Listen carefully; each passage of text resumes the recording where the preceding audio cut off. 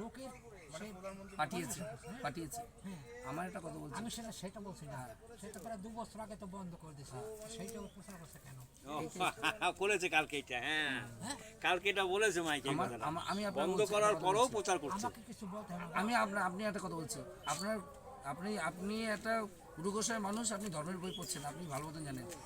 আর এত বছর ধরে ভোট দিচ্ছেন, যে যেটা দিতে পারবে না সেটা নিয়ে যখন প্রচার করে আর ধর্মের নামে যখন ভোট চায়, সে তো মানে মানুষ তাকে ভোট দেবে না। কেন? ভোটটা হয় উন্নয়নের স্বার্থে। ধর্ম তো আমারও প্রিয় যতটা, তোমারও প্রিয় ততটা, তাই তো? আমরা সবাই সনাতন ধর্মের যখন লোক, আমাদের সনাতন ধর্ম আমার মধ্যেও যতটা রক্ত আছে তোমার মধ্যেও ততটা আছে। আজকে বলো তো যেটু, যদি ধর্মের কথাই বলে, সত্যি কি উত্তরপ্রদেশ আর গুজরাটের যারা হিন্দু আছে, আমাদের নমস্যত সম্প্রদায়ের মানুষকে তারা সেই সম্মানটা দেয়? কোথাও দেয় না, দেয় কি? দেয় না, জীবনে দেয় না। দিবেও না। না, ওরা বলে শূদ্র, বলে তো এখনো বর্তমানে বলে।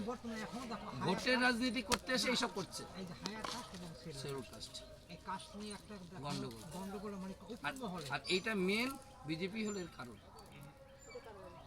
ভোট আসলে দেখো কোনো কাজ নেই যেটু, শুধু ধর্মের নামে ভোট চায়। সত্যি কথা বলো তো যেটু, 5 বছর তো লকেট জিতেছে। আমার অঞ্চলে তো 6টা সদস্য বিজেপি ছিল।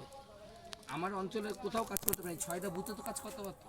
5 বছর একদিন দেখছো লকেটটা আসছে তোমার পাড়ায়? কোথাও না, কোথাও না।